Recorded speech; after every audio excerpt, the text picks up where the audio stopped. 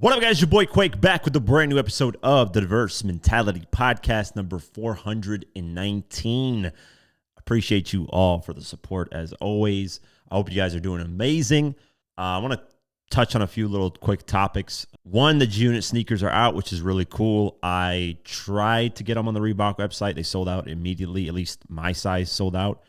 Basically the normal sizes, anybody with a size like under 9 as a man, they're easier to get shoes, but like I'm not going to buy a size 3 or whatever, 4. That's like for kids and stuff. So basically the sizes that like normal sizes, average sizes, let's just say, sold out immediately. And my size is 11, so I couldn't get those at all. Luckily, and I got to shout this guy out on Twitter, man. I have to give him a shout out because he came in fucking clutch. Like I just had totally forgot that you could get the shoes like on other platforms. I just, for some reason, I assumed, that you could only get them on the Reebok website. So I ended up, first I was pissed off because I was like, fuck, like, I want to, get them, blah, blah, blah. They're not on the, Reebok website. They're sold out, blah, blah, blah. So this guy, Matt, I hope I'm pronouncing your last name right, Aguirre. His name is Matt CBG Unit. So he tagged me on a Soul Links post that showed that they're available on Finish Line and JD Sports. I clicked on the Finish Line one, saw my size, immediately got them at $130. So I can't wait to get them. The reason why I'm so happy is because as a kid, I couldn't get them. So this was just like, I love it, man. I might buy an extra pair. I'll see. But yeah, really cool. So if you can get a pair, try to, go to actual in-stores in America. I don't know about overseas. I think they are selling them in Europe in select areas and maybe worldwide. I don't know. But I know in America, Finish Line, JD Sports, Reebok. I'm pretty sure other shoe retailers like Dick's Sporting Goods might have them. I don't know. But yeah, it sucked initially. And then once that guy tagged me, shout out to him, I clicked that link, got them. And yeah, they're supposed to come like next week. But shame on Reebok, man. They should have sent like content creators, especially like, I'm not saying I'm special or anything that I'm not like upset about it. Regardless, I'm still going to get the shoes. But they should have like been smart on how they're promoting the shoes. Like it's smart. They have like this special packaging that we're not going to get, unfortunately. But like Who Kid got some special packaging. I saw like other people got this special Reebok G-Unit packaging. It's like this time capsule packaging, which is really cool. And, they should have sent those out to like content creators that like are big in hip hop or big in the G-Unit world. I mean, I can't really name any other content creator that's bigger in the G-Unit world that makes G-Unit content.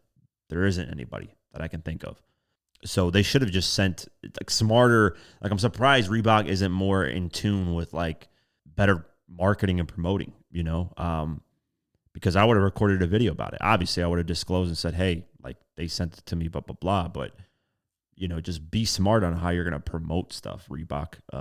It's just not just that I wanted them for free. Regardless, I wanted to pay. I was going to get a paid pair, even if Reebok reached out and was like, hey, we're going to send you a pair. I still would have bought a pair because I do want 2 pairs regardless. But it's not smart marketing. Like there really wasn't much marketing on this. It was just like, hey, a couple of days ahead of time, they dropped a little quick ad and just like, here's the shoes. Yayo revealed it. Yayo probably did better marketing for them by revealing it early on than they ever did. So yeah, they should have rolled them out a little bit better, but hey man, they're selling out right now. Seems like they're selling out, so that's good. And I just can't wait to get my pair. And yeah, if you got your pair, dope. And there's people online clowning people and saying, yo, why are you buying G-Unit shoes? It's 2026. I don't know why it bothers people so much. Like, who cares what you buy? I don't judge people on what they buy, what shoes they buy, what clothes. Like, that's what they want to wear. That's what they want. Like, grow the fuck up. It's not that big of a deal whether you... I don't care what anybody says. I'll wear them outside, and if anybody clowns me for them, I'll be like, cool. I mean, I don't. That doesn't change my life or affect my life in any way, shape, or form.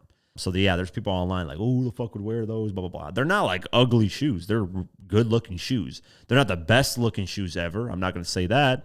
But me in general, I'm not a sneakerhead. I could care less, bro. I'm not here to like buy specific Jordans and specific this and that.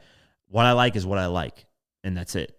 So yeah, I have a bunch of different, like I don't have a bunch of shoes. I got like probably 4, and only like 1 or 2 that I wear often. But yeah, I just like comfortable shoes, man. I don't care how they really look. I could really care less. I'm not a 16-year-old kid. I'm a grown-ass man. Shoes are not that big of a deal. Wear what you want to wear what makes you happy. Who gives a fuck what people say? But yeah, so that's cool. Ended up getting a pair, lucky.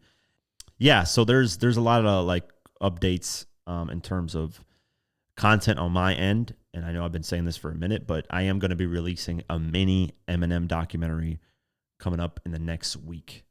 It's a really cool, interesting story. So that's coming up. That's going to be the first like documentary I've released since the 50 Cent Bitcoin one with the Animal Ambition album. So that's going to be really cool. I ended up landing a sponsorship deal. So it's sad because it takes a sponsorship deal for me to get back into like not really forcing myself, but I just don't have time. But with the sponsorship deal, it kind of like it forced me to have time to do this because I accepted the deal. They're like, okay, we need a timetable for when you're dropping the next video.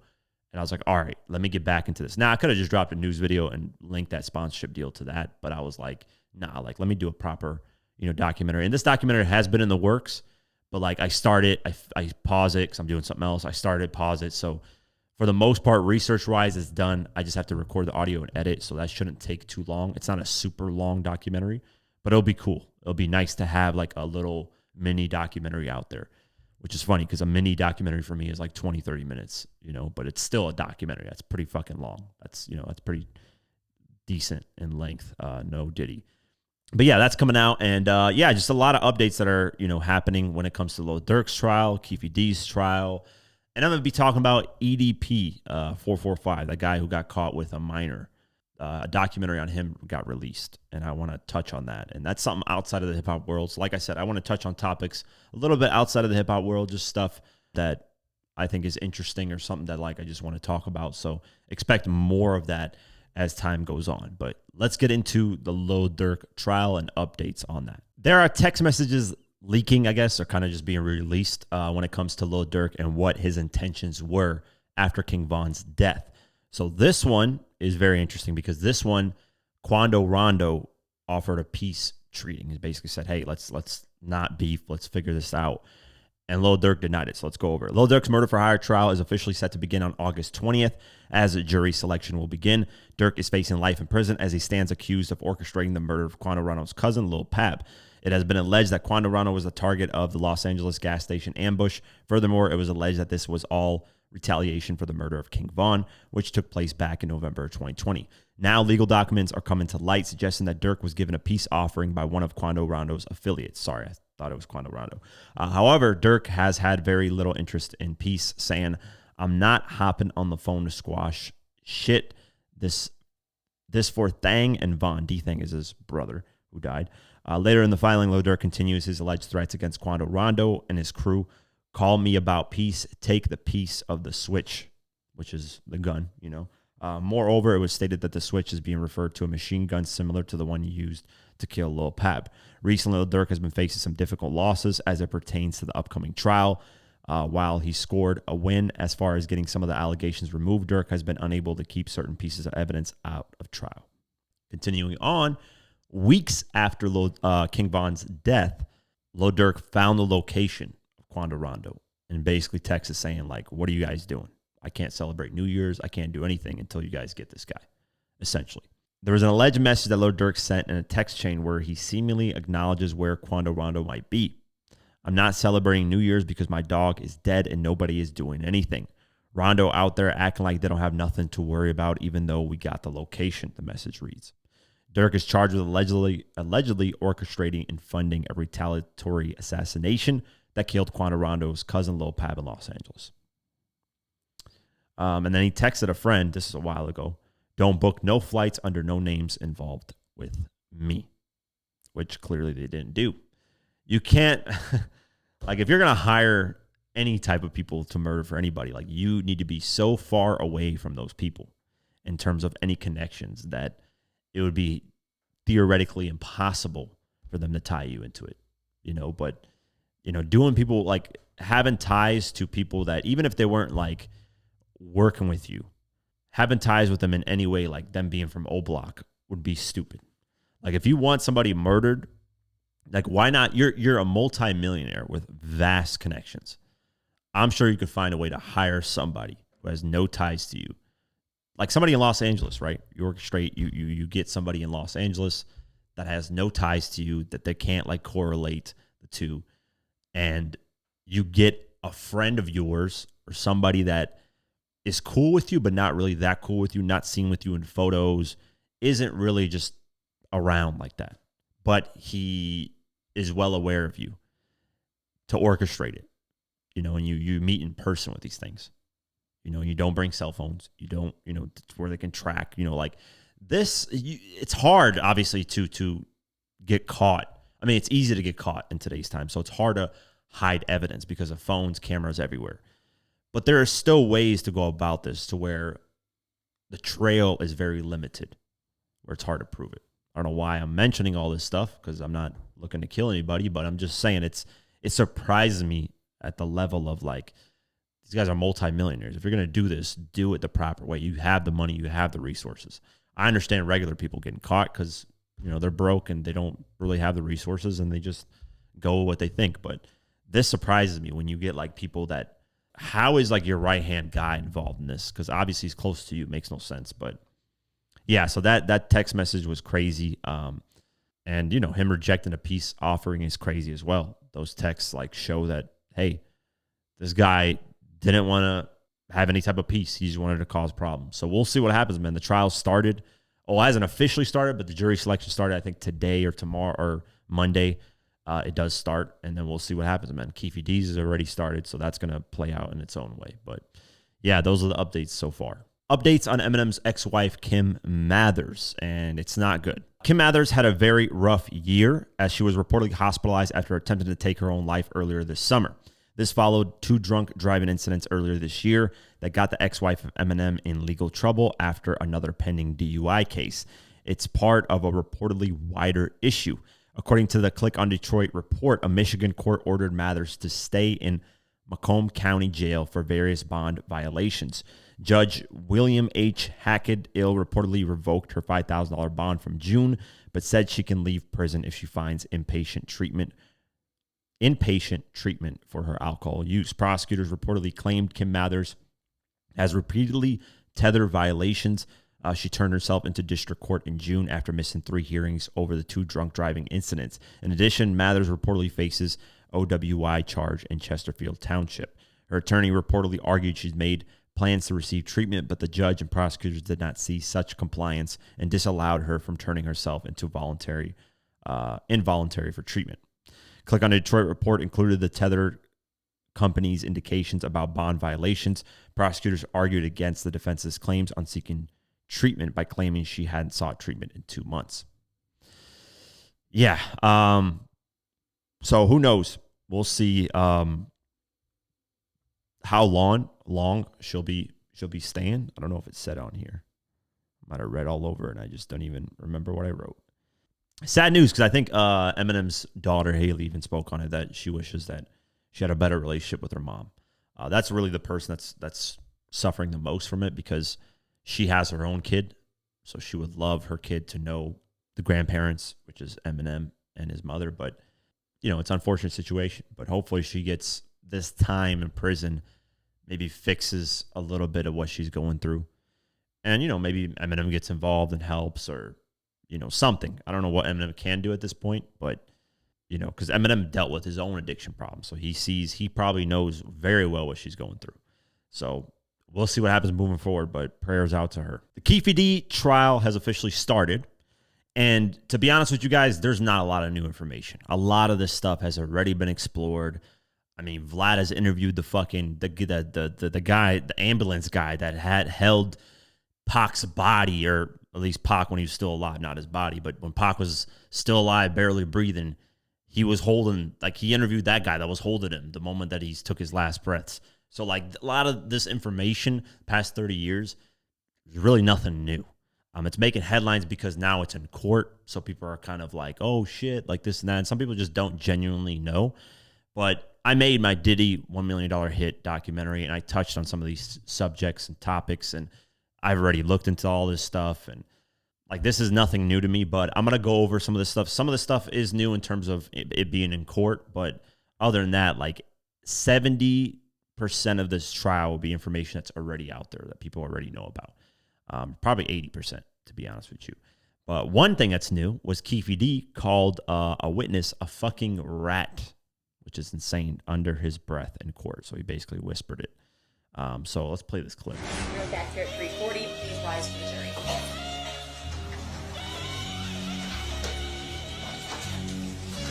By the way, I fucking hate those saxophones that people use as like a trend. It's the most annoying shit ever.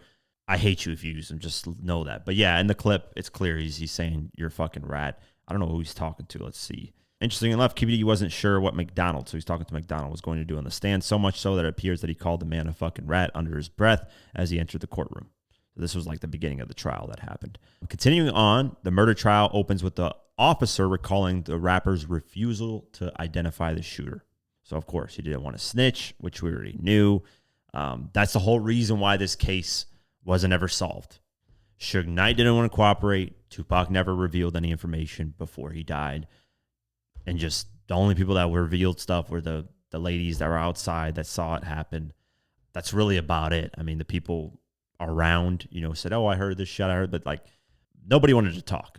And that's why this wasn't solved. It really wasn't a situation of, the police didn't want to solve it because of conspiracy theories and all this crazy shit that people throw out there about Tupac. Like Tupac and Biggie less to an extent, but Tupac gets these like insane conspiracy theories. It's really insane. It's like you would think this guy is God at this point. The guy died. He's a human being. Yes, he made great music. Yes, he was talented in acting and so on and so forth. And he said a lot of profound, prolific, to use Nipsey's, language, vocabulary. Yeah, he said a lot of amazing things. He was, to a certain extent, a great person. He left a legacy behind. But at the end of the day, he's a human being. He died. He got shot. He got killed. It's really just that simple. It's gang stuff. Like there is no, he flew to Cuba. It's conspiracy theory. He hid away from CIA and this and that. And there were like, people just, I don't know. I think they view him like this mythical figure.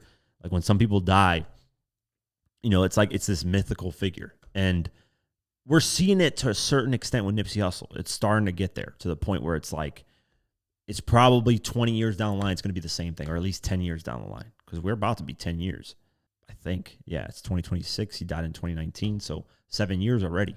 It's about to be another 3 more years. It'll be 10 years down the line, maybe 20 years down the line.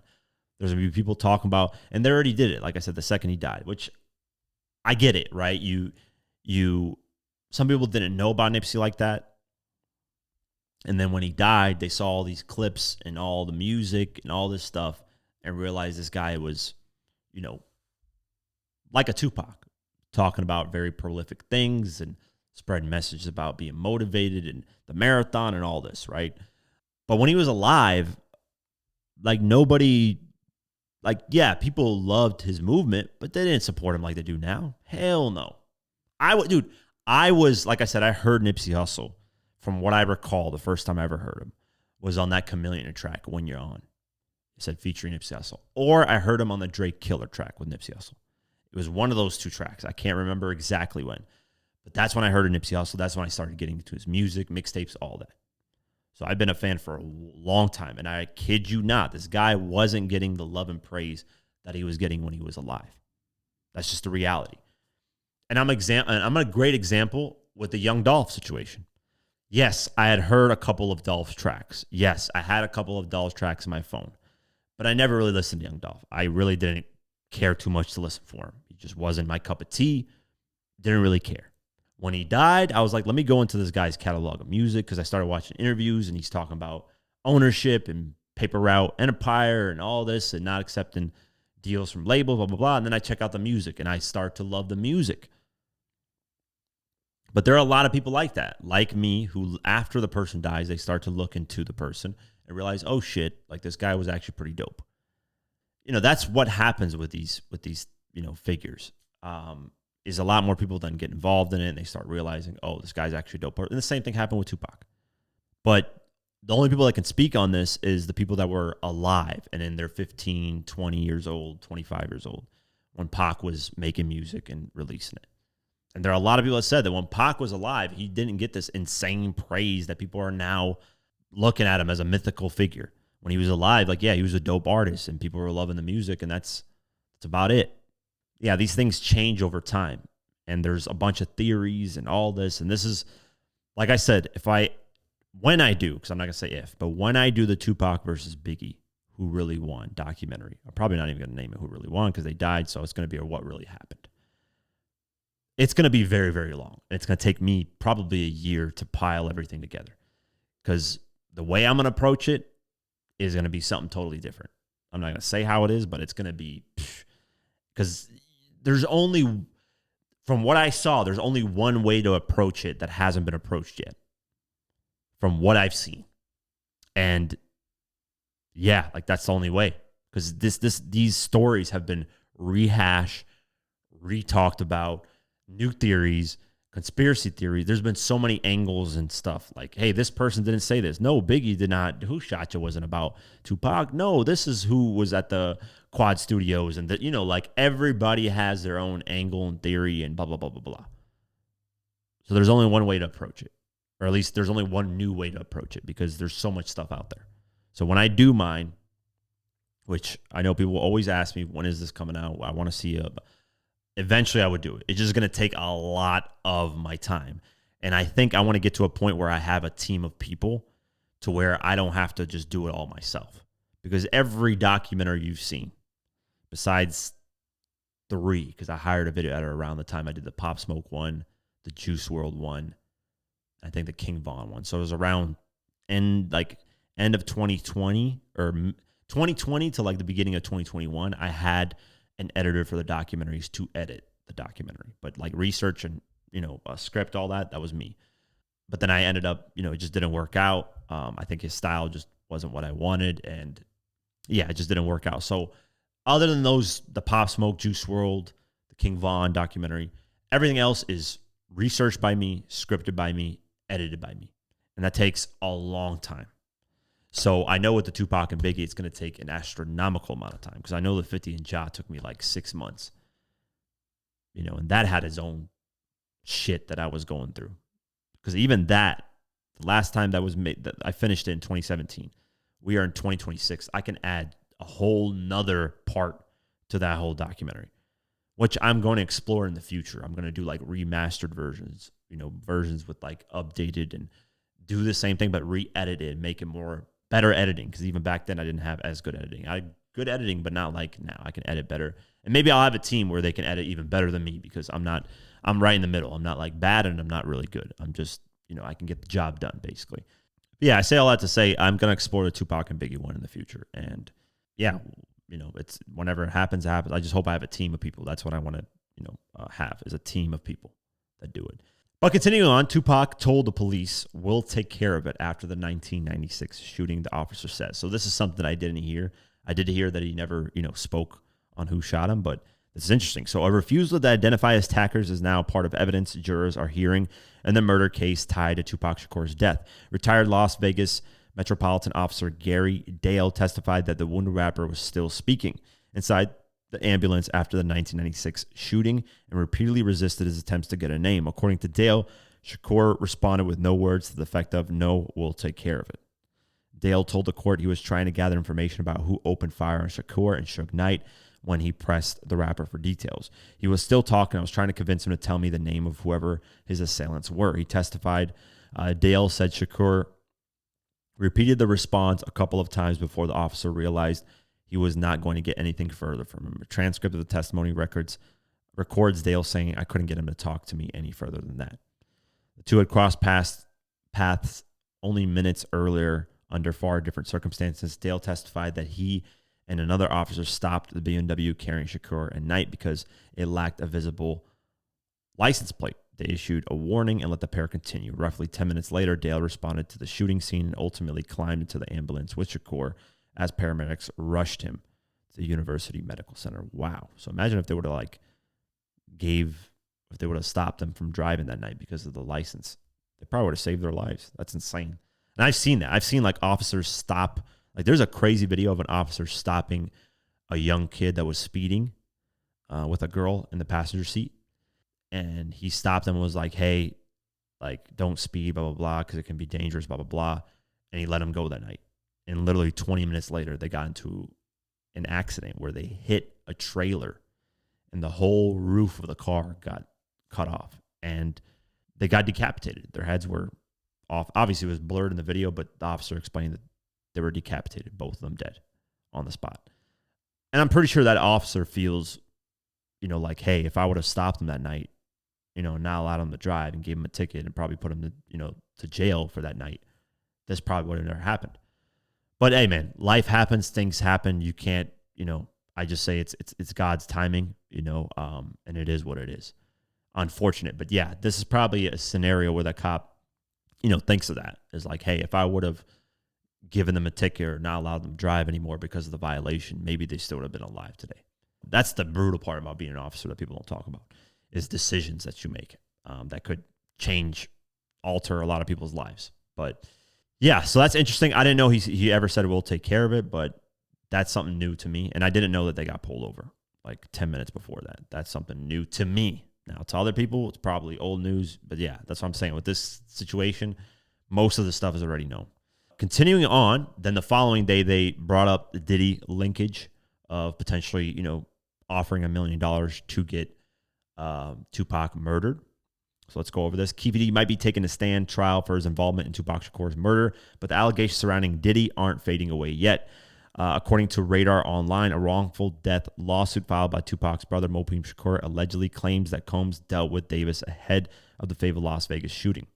According to the complaint obtained by publication, Eric Von Zip Martin, described as Combs' associate with connections to Davis and the Southside Crips, allegedly helped establish a relationship between Combs and Davis. The lawsuit further alleges that Combs met Davis and Martin at a Los Angeles deli and discussed having problems involving Death Row Records co-founder Suge Knight and Shakur being handled. The complaint claims that Combs allegedly offered $1 million for the purported job based on allegations and informations attributed to previously released testimony. The filing also alleges that after Shakur was shot, Combs reportedly contacted Martin and asked whether that was them. It claims Martin subsequently received $500,000 that was allegedly intended for Davis, although Davis reportedly never received the money. So yeah, this is the lawsuit, but in court they also talk about it. And it's nothing really new information. It's exactly what I just read there. Yeah, the stuff that Eric Von Zip, who's the guy who owned the club later on in the years, reportedly that money was funneled through that club, through that $500,000 that was collected from Diddy. Like I said, I did a whole documentary on this. Go look it up. It's called Diddy $1 Million Hit. Go check it out on YouTube. I cover all this on if Diddy had any type of linkage to murdering Tupac. But yeah, that's essentially the updates with Keefe D. Nothing really outside of that. A lot of the information is fairly the same that we've heard throughout the years. But I'll keep you guys posted as the days go on. This is a perfect example why you don't speak if you don't know the full context of things. So J. Cole recently performed, and when he was performing, he was playing the song Love Yours, which is a very emotional record that teaches you basically to be happy about the things that you have. Don't look at outside of, other people having better things than you. Basically just appreciate what you have with the people that you are with. And J. Cole, when he was performing this, started tearing up. And Mal of Rory and Mal's show decided to basically say it was performative and that he basically clowned him. He was just like, why is he tearing up? It's all performance. Like, why are you doing this? Not knowing the backstory. So let's go over first what Mal said. Cole is good, man. See, don't be a hypocrite because you said, Cole, all I want to see you do is do Love Yours and all that shit. Stay in that lane. He's in that lane. He's crying. Everyone's crying. I cried. We all cried. We cry together. That's why I said he's good. He's good.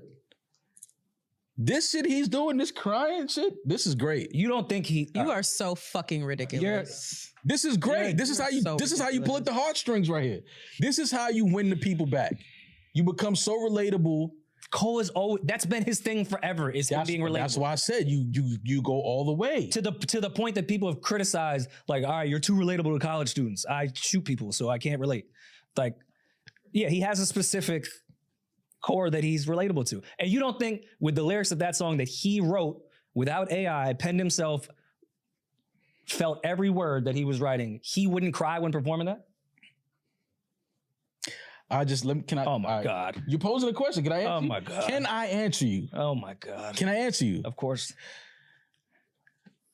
I just feel like a lot of this shit is, and it should be, but I feel like a lot of this is performative. But he is performative. It's at a show, he's on stage, so it should be performative. There's nothing wrong with it.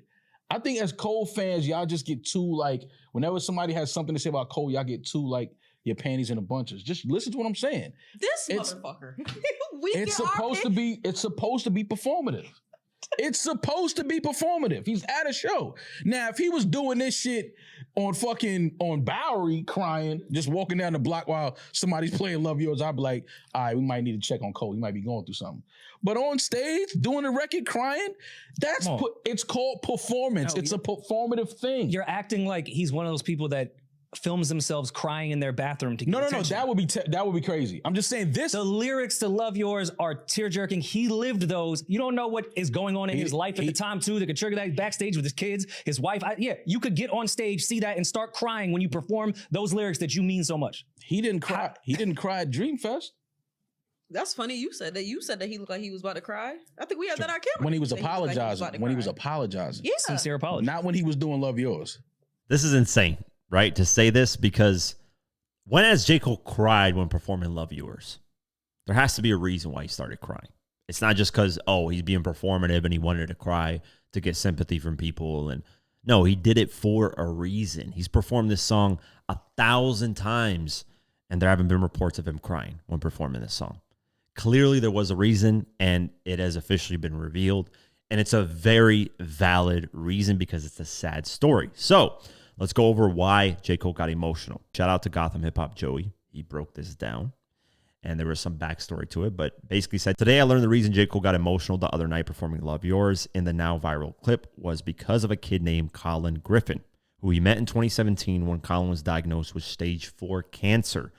Colin's make-a-wish was to meet Cole, and when he passed away the next year, Cole was mentioned in his obituary. Colin met Cole backstage at the show in D.C., and Dreamville took care of him with merch and the like. Cole even took the shoes off his feet and signed them for Colin, asking him to work hard to beat cancer. Colin told Cole that his music has been inspirational for him and helped him get through this difficult time, to which Cole responded, "No, you inspire me." Colin broke down in tears. Fast forward to Cole's Cleveland show over the weekend, and Colin's family attended and held up pictures of him, which Cole called out right before performing Love Yours. Colin loved to draw, had a great passion for music, and he lived each day to the fullest. Rest in peace. Cole said, "We love you, Colin, man." And that's why he got emotional. But Mal is a moron. He speaks before he knows the context of things, and he's done this millions of times. You don't speak on things when you don't know the full story. And you have to use common sense. Has J. Cole cried before when performing Love Yours? No. Why would he cry now? Because there's a reason, and it's because of this. And it's very sad, man. It is very sad. But yeah, one person responded saying, "I'm Colin's older brother, and I truly appreciate this. Wanted to clarify that it was Colin's Make-A-Wish, but the organization wasn't able to make it work. Colin's dad reached out to Bass on here, and Bass made it all happen. They don't do it for the flowers, but they deserve all of them." So shout out to Bass, Dreamville, all that J. Cole. What ended up happening? Mal apologized. So at least he recognized his mistakes and owned up to it. So let's play this. All right, well, let me start with an apology. Oh, God. Thank you. And mean it. I mean it. Y'all know I don't speak with malicious intent. I did not know that Cole had a family of a fan who was in the audience. We recorded way before that information came out. Mm-hmm. I was talking shit. I said, Cole, it felt performative. Now, after the information came out, the family of his fan passed away. I believe his mother was there. Yeah, passed away from cancer. Colin Griffin. Colin Griffin was the name? Mm-hmm. Rest in peace and prayers to the Griffin family. So yes, I apologize to J. Cole. I don't, I sit here and talk shit about Cole, but I actually do. I'm a Cole fan, but I'm gonna give him shit. It don't matter. But yeah, I was not aware of this. So I said it felt performative, him crying for Love Yours. Obviously, this has something to do with it. So I do apologize. Okay. So, Thank J. you. Cole, my bad, bro. Nothing but love, nothing but respect. Yes. Thank you. Well, I don't have a clapping's odd, but That was gay, but it's okay. And another thing, when has J. Cole ever been performative? Everything that I've seen from him has been like genuine. So to assume that him crying is performative, like, Mal, you really dropped the ball. But shout out to you for at least apologizing and owning up to the mistake. But this is why you don't speak on things when you don't know the full context of it.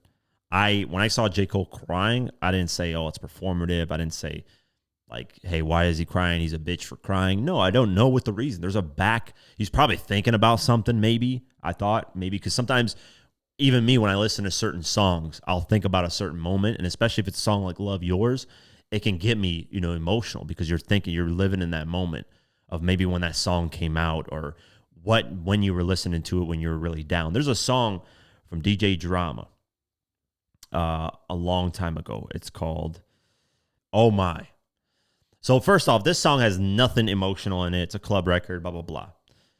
But when this song came out and I first listened to it, immediately right after listening to it on my phone, I found out one of my friends died. Until this day, we still don't know how he died. There's people saying that he got attacked at night. He was near a river in Iowa. And there are people saying that there was racist people that attacked him because he's black. Racist people potentially attacked him, killed him, drowned him in the river because he couldn't swim. Or he committed suicide because he was going through a lot of stuff. And I was trying to help him. My brother was trying to help him, so on and so forth. But every time, I'm glad this song was never a major hit. But every time I heard this record around that time, it would just remind me of that. And it would get me emotional. So you don't know, with certain moments, with certain songs, what people, you don't know what J. Cole was thinking when he wrote that record too. Maybe he was going through something. So to say it's performative, you have no idea. You have no idea any backstory stuff of why some people get emotional. And when has J. Cole been performative? That's the craziest part about it. When has this guy ever been performative? I could see maybe Game, like Game is a performative person. He'll have random moments and he'll cry, he'll dance, he'll do, he'll call out people. Like, he's a performative person. But J. Cole being put in that same category is insane. Yeah, this is just a perfect example of don't speak when you don't know the full context of things. But shout out to Maul for at least apologizing. Speaking of the Game, he has dropped his new album, The Documentary 3. It was a surprise drop. He ended up previewing his Drake collab, which I believe it's called No Something. I forget, man. No Smoke, No Sticks, No Breaks. There you go. Drake does not have a verse on here, which sucks. I don't know why you would put Drake on a song and have him only do a hook and barely do the hook. He just says, no breaks, no breaks. That's it. So I wish he would have had a verse on here. But other than that, the album came out. One, I got to praise the artwork. It is fucking amazing. I love the artwork. I feel like the first documentary and the third now, great artwork. The second one was really disappointing, but shout out to the artwork. Really good, really well done, especially, because a lot of artists don't put their faces on covers anymore for some fucking reason. So shout out to Game for still keeping it very old school and classic. I'm not happy with the length of songs. 24 songs or 25 songs is overkill. I don't know what it is with Game. I don't know why this guy has to add so much music to his albums. I think Documentary 2 is like 40 fucking records, bro. It's ridiculous. I know it's Documentary 2 and 2.5, but still, like, put that into one, over 40 songs. It's ridiculous. Chris Brown has the same issue. Like, I wish these artists would condense. Like, Drillmatic started out as an 8 to 10 to 12 track project, and it ballooned to fucking, I don't know how many tracks, 28 or whatever. So that's my critique of it. I haven't listened to it. I've listened to the first 5-6 tracks. I might do a review of it. I have listened to the Nipsey Hussle album as well. I was going to do a review of it, but I hadn't finished it up. Like, I listened to up until the end, and then I just ended up getting busy and just totally forget, and then, so on and so forth. But yeah, I'm going to check out this album, give my review on it as well. And there are a lot of verses or lines where people thought Game is dissing Kendrick Lamar. And there's a Instagram person that made some content saying, why are you calling people out, Game? Why do you always do this? Blah, blah, blah, blah, blah. Game addressed it and said, ain't diss nobody on that sound, loud for nothing ass ninja. So yeah, he said on No Breaks, he didn't diss Kendrick Lamar. There's a lot of verses or lines on here where he says, I'm picking a side. If I'm choosing this side, what you going to do about it? I'm LA, this and that. He does name drop here and there. But overall, Game is denying that he dissed anybody on this album. So let's go over some of the bars on this album to see if he's actually dissing.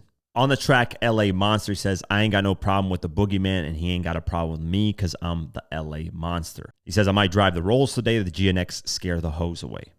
So he, it's like playfully, going back and forth. And then he says on other tracks like, hey, I'm picking this side. He actually name drops 50, Eminem, so on and so forth. Let me see if I can find some more bars. On the no breaks, he says, me, Drake, and Drake with 3 amigos. Circles got smaller than a peephole. If I have to pick a side, I'm choosing homicide. I don't really take them as disses. We'll see if Kendrick Lamar takes it like that. I doubt it, but there are reports that are saying that him and Kendrick Lamar are going to get in the studio in a few days. So apparently there is no beef. And Game can play both sides. I mean, Game was cool with both of them regardless. So it's messed up to make somebody pick a side like in that situation. And I wouldn't personally, because as we've seen with history, eventually people, hash out their beefs and everybody's cool again. And then you look like a fool. You look like the clown who picked a side. And then the other side looks at you weird for picking that side forever. So it ruins the relationship. So if you're ever in a situation where people are beefing with each other, stay right in the middle and let it play out, because eventually, 9 times out of 10, they're cool again. Besides the Ja Rule and 50 thing, that's like a forever. But I think in the future, potentially, there could be a squash of 50 and Ross. Believe it or not. That's like still open. There's still an open there. The chances very, very slim. But like with 50 and Ja, there is no open. There's no, like, it is what it is, done. 50 and Ross, there's a possibility. But yeah, with these beefs, like, there's always a possibility that they can get back together and be cool. So yeah, that's my take on it. I'll check out the album, give my review. But yeah, shout out to Game for dropping the 3rd and final, he said, trilogy of the documentary. Tony Yayo stopped by the Breakfast Club and revealed, with no pressure at all, by the way, they didn't even pressure him to reveal this information. He folded with no pressure, that they did indeed run into Travis Scott. And they actually put, or at least the G-Unit crew put hands on Travis Scott, because Travis Scott was running around just acting like he's the king of everything. And this was in mid-July after the New York Knicks won the championship.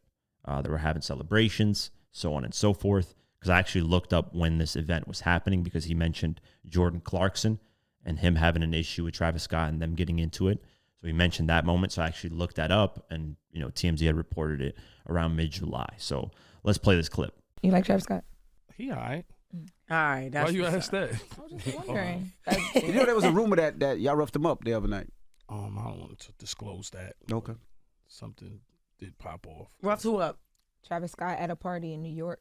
Oh, that's weekend. What you came in and said. Okay. All right, fuck it. I'm gonna tell you what. Tell us real quick. It's hilarious. Please. Walking through the club. I don't know what Travis Scott is on, but I heard he been wilding, like throwing clothes out of Michael Rubin's house and all kind of shit. Rumors going on, and he just told the wrong person, like, "Yo, you can't come through here. I'm drilling shit." Like, I guess he was on some gangster rapper shit, and niggas wasn't having it. Was 50 performing while this happened? No, he was coming. Oh, he was coming through with y'all. Oh, y'all were coming off stage. 50 was coming off stage. But it was like a light. It wasn't really nothing. It was just like a little kerfuffle. Yeah, but sometimes rappers just get out of hand. They just think, yo, because I'm this person that I could talk to anybody the way I am. And we in New York, people ain't fanned out. Most of these niggas want to rob a rapper. So it's like, niggas ain't fanned out. Niggas ain't, and it was a little scuffle, ain't nothing. Shout out to Travis Scott. Was it random though? Because there was a photos of him and Cuban Link leaving the club after she had broke up with 50. So I don't know nothing about that. It had nothing to do with that. Son just be on one. He just be drunk and be on his shit, I guess. But nobody said, yo, Trav, cool out. That's the unit. That's 50 and that's Yayo. Them niggas. I mean, by that time it was over. Yeah. Oh man. Boom, bap, boom. That was it. What's the basketball? The guy from the Jordan Clarkson. Yeah, that's my man. Shout out to him. He was wilding too though. It was like a drunk night for a lot of people. Everybody. I don't know what's going on. A couple of bottles was being thrown and stuff like that. But it is crazy how the media work though, because behind the scenes we were all told it was the unit. Oh no, we never started nothing. Travis was on some y'all can't come through here. And niggas like what? And I'm bugging because I seen him at 50 golf tournaments and shit like that. So I'm tripping, and then I'm like, damn, this is the last place I think it's gonna happen at. You got Durk in there. I mean, you got Kevin Durant in there. You got Drewski in there. Yeah, you got all kind of ESPN people in there. So I didn't even think it was gonna pop off like that. But come on, man, just because we older don't mean But y'all didn't get no headlines. That's what I'm saying. Behind the scenes, people knew what it was, but the headline was Jordan Clarkson and Travis Scott. Jordan Clarkson was wilding too. Shout out to him and the Knicks. I seen Towns looking at him like he was crazy. Like, yo, you too drunk. You want a chip, but you go too hard. Yeah. Put his chain on my neck like I'm a part of his rap label. Nah, I'm on stage. Picture you being on stage, right? And Jordan Clarkson come. I don't know who's behind me, and he got a big Jesus piece too, like a nice joint, and he like put it on my neck. So I turned around and I'm like, oh shit, it's the New York Knicks. But he was wilding, huh? You kept it on. Yeah. Yeah. Would have kept it on It's and went home with it. crazy. I could have kept it on because when the brawl started, I kind of still had his chain on, but I didn't want to be on the news for taking the New York Knicks chain. You know what I'm saying? So I just was rock. 50 you playing golf? He got the golf tournament? Yeah, he got the golf thing he was doing. And Travis was there, so I was more confused. I was just like, yo, man, shout to Travis. It was a drunk night for him, but, a little scuffle. It wasn't nothing too crazy. This story doesn't surprise me, man. Travis Scott rubs off as this ignorant, very just, he thinks he rules the world. He thinks he's God, basically. There's so many instances, like even the incident with the yacht and the boat where they're telling him, hey, man, you went over the time that you paid for, and he's acting riled up. He's going crazy over it. Like, bro, just because you're rich and famous doesn't make you God. You just can't do whatever the fuck you want. Move around, bullying people. That camera guy where he tells, get the fuck off the stage. I'll never forget that. Like, Travis Scott has always rubbed me the wrong way. The Astroworld thing, like, just terrible, terrible person overall. I don't like the guy. I could care less for his music. And this kind of makes me laugh that G-Unit put hands on him. I'm glad somebody put some type of hands on him because he needs his ass whooped badly because he just acts like, I don't know, he can do whatever the hell he wants at whatever moment. It's disrespectful, man. He needs to mature up. He's a lot older. Like, by now you would think he would start to wisen up, but some people are just like that. They're just people that no matter what, they think they're untouchable, that just because they have money or fame, that they're the best thing that's ever existed. And I can't stand those type of people, bro. You're not better than anybody else. There's nothing that's special. You just make some music and you got popular off it and made some money off it. That's it. And that's like majority of these artists and celebrities. All of them, actually, at the end of the day. Nobody's better than anybody at this point. And I'm glad celebrity culture has like died down. Like, people don't really care as much versus like the 2000s where people would go insanely crazy. Nowadays, they're just like, celebrity, cool. Yeah, are people hyped sometimes to see them? Cool. But in general, I think people have kind of gotten over the celebrity culture of things. But yeah, shout out to Yayo for at least telling the story and clearing things up. All right, this isn't hip hop, but it's, like I said, I wanted to talk about stuff outside of hip hop, just some interesting news or stuff that, why not? EDP445, this is a YouTuber that was huge in the mid 2010s. He would have like insane reaction videos. He would have just videos. I don't really know his content too well, but I remember seeing him on YouTube quite a bit. And he ended up getting caught in a predatory sting, essentially, by other YouTubers. And he got caught talking to minors. But the reason why he never got arrested or why they never fully like prosecuted him for it is because if the minor reaches out to the person first, it is considered bait.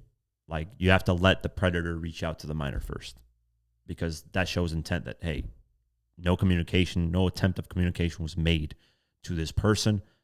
That person instead made the communication. And that's how you can prosecute and get, these pedophiles arrested, at least doing some type of time. They're not going to do a lot of time, which is sad, but they get at least 6 months, 3 months, probation, whatever.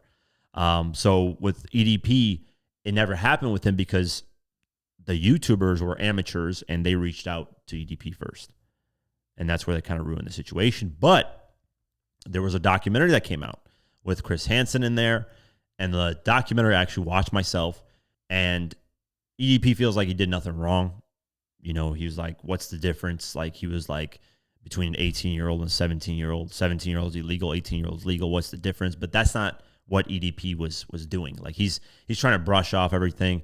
He basically is, like, if you look at the documentary, he's essentially a loser. Like, he just doesn't do anything with his life. He jacks off all day, has no motivation to do anything, and poor health. The guy is just like, he clearly a loser. Clear as day a loser.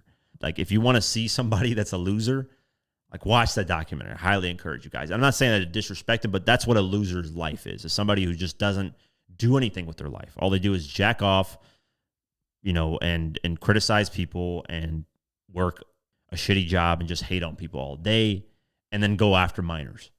And that's what this guy has riled up in him. To me, that's a loser. A guy who's a pedophile, a guy who jacks off all day, who has no purpose in life. and doesn't see a goal, works a dead-end job, doesn't try to better his life in any way, shape, or form, right? If you work a dead-end job, that sucks, obviously. That's a shitty situation to be in, but you can also progress in that. Eventually you can find a better job and grow. If you have bad health, you can eventually progress yourself, go to working out, figure that out. And for me, I'm skinny. I need to work out. I actually want to, I get into these routines. So that's kind of where I'm struggling at. But if you're somebody that jacks off all day, has no purpose doing something, that's another issue.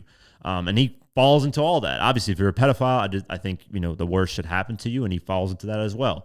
But apparently the Kern County DA has reopened an investigation after this documentary. It's like the Surviving R. Kelly stuff. That documentary came out, and then all of a sudden there's investigations reopened, and it got him locked up. So hopefully the same thing happens to EDP. I'm surprised EDP would even do a documentary. Like, if I got caught doing this, I would be in hiding. You would not see my face ever again online. But some of these people, they just love the fame, or maybe he got paid a good amount of money and said, fuck it, let me do it, because he is in debt and just struggling to get by.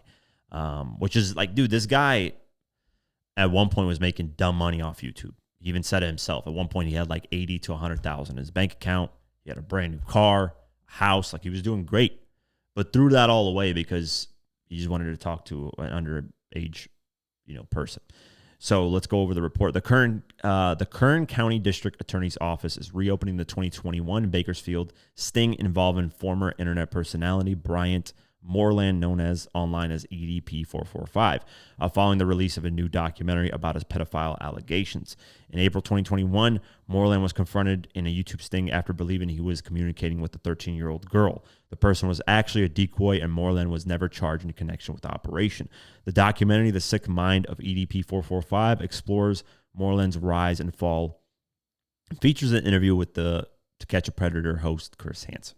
To EDP's credit, though, he does like own up to it and says, yeah, it's a bad thing to do, blah, blah, blah. It's a sick, mind, blah, blah, blah. So he does, like, when Chris Hansen talks to him about it, like, he owns up to it. So that's rare that these pedophiles do that. But yeah, that's the update on that. We'll see what happens moving forward, man. Hopefully he actually gets convicted. I would love that. Let's get into it. New music. Obviously, The Game dropped the Documentary 3 album. Check that out. Party Next Door dropped Party Next Door 3P3 10-year edition. Denzel Curry dropped, and Kenneth Bloom dropped, I don't even know, 2, I guess the album's called. Polo G dropped Oh My God. Russ and A Boogie with a Hoodie dropped Riders. Snot dropped High plus Risk, the album. Bossman D-Lo dropped Intro. Skilla Baby dropped The Price of Fame. D-Block, Europe, and French Montana dropped Fully Loaded. So check all that out. New music. Album sales, let's get into it. Let's see what the charts are looking like now. Stray Kids debuted at number 1, This and That, with 362,000 sold the first week. Great numbers. Ariana Grande, number 2 with Pedal, 82,000. Olivia Rodrigo, number 3 with 70,000. Number 4, Ella Langley, Dandelion, 68,000. Number 5, Morgan Wallen, I'm the Problem, 67,000. Number 6, Noah Khan, The Great Divide, 55,000. Number 7, debut, Pooh Shiesty, All Ice on Shiest, 51,000 first week. Not bad. Carol G's album, which I'm not going to even attempt to pronounce, debuted at number 8 with 50,000. Drake, Iceman, number 9 with 44,000. And number 10, Role Model, Chuck Timely and the Hourglass, 39,000 debut. Michael Jackson, Thriller, number 14 with 33,000. Michael Jackson, number 116 with 28,000. SZA, SOS, number 19 with 27,000. Don Toliver, Octane, number 23 with 24,000. Drake, Take Care, number 28 with 20,000. Future, The Real Me, number 32 with 19,000. Interesting, Katy Perry's Teenage Dream album is at number 42 with 17,000. Old album, but back on the charts. Drake Views, number 48 with 16,000. These Drake albums, crazy, man, doing these numbers. But, hey, that's what you get with these albums, man. Continuing on, Billboard Hot 100, Ella Langley, Choosing Texas, is still at number 1, 18 weeks at number 1. It broke, I believe, Beyonce's record, the most weeks at number 1 for a female artist in a single year. So, broke that. I think the highest number 1 is like 21 weeks or something like that. So, still at number 1, we'll see. And the gap is huge. It's not even from radio airplay. Like, it's just the gap is like enormous. And to be honest with you, I actually went to go check out the song. It's pretty cool. So, not bad, man. Shout out to Ella Langley, number 1 on there. And Drake even reached out to her. So, they're probably going to try to do some music. I wouldn't mind Drake going on the country route. I love hip hop and country mixtures. I've always loved it. To me, I'm not even a country music fan, but that mix of like the guitars and hip hop, oh my, bro, I'm in love. So Drake, if you decide to do an album and go the country route, please do it. Please mix it though. Don't just do country, pure country. Like get some hip hop involved in there. And that might be my favorite album from you. I'm gonna be honest with you. I haven't even heard it, but I can just imagine it. If Drake executes this properly, it'd be crazy. That's why I like Post Malone early on, because he was mixing a little bit of that with hip hop. Like what's that song? Post Malone. It's that one with the, it's like got the guitar in there. But yeah. Anyways, Ella Langley number 1 still. Taylor Swift, I Knew It. I Knew You number 2. Been By Now, Morgan Wallen number 3. Boston, Stella Lefty number 4. Hate That I Made You Love Me, Ariana Grande number 5. I Can't Love You Anymore, Ella Langley number 6. So Easy, Olivia Dean number 7. Shout out to Olivia Dean. Or no. Olivia Rodrigo. Sorry, I got the wrong one. I'll talk about that one later. Dracula, Tame Impala, and Jenny number 8. Man I Need, Olivia Dean number 9. And then Be Her, Ella Langley number 10. Olivia Rodrigo, this is what I was talking about. Drop Dead at number 12. Olivia Rodrigo, I saw a TikTok where she saw a TikToker struggling financially for her college. She didn't ask for no money. She was just, the TikToker was just saying, like, I got to figure out this. She didn't ask for a Cash App, nothing. Like, she wasn't asking people for money on her TikTok. She was just talking about her life, and she has college payments. Olivia Rodrigo DM'd her on TikTok and said, hey, your videos inspire me. She was like, I don't know if you know who I am. Or she just basically acted like a normal person in the messages. She wasn't like, oh my God, I'm Olivia Rodrigo. I mean, you have to know who I am, blah, blah, blah. She just like messaged and said, hey, I'm willing to help if you're willing to accept my help. And she paid off like $50,000 of her college debt. So shout out to her, man. We need more people like that where they're just scrolling. Honestly, if I was in that position, I would do that so many times, man. I can't wait till I got like financial. Like if I ever reach a level of success, bro, I'm going to be scrolling. I'm going to be going to these GoFundMes. I'm going to be just giving out money like it's nothing. Because one person should not be hoarding millions upon millions and billions of dollars. Like I'm going to try to help as much as I can on my end. But yeah, shout out to her for that. So continuing down the list, Dead Fresh, Lil Baby number 23. Spend That, Young Miami number 26. Shebang, Drake number 29. Cardi B, Aha number 34. Cinderella, Mac Miller number 35. Reap What You Sow, Pooh Shiesty number 56 debut.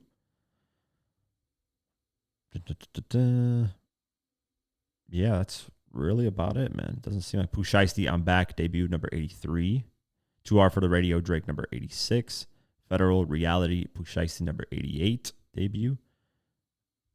That Rubbers record, that Stacking Chicks, that shit's falling off the charts like crazy. It peaked at number 55. That shit falling off. Number 90 right now. Rantanlana, Drake, number 91.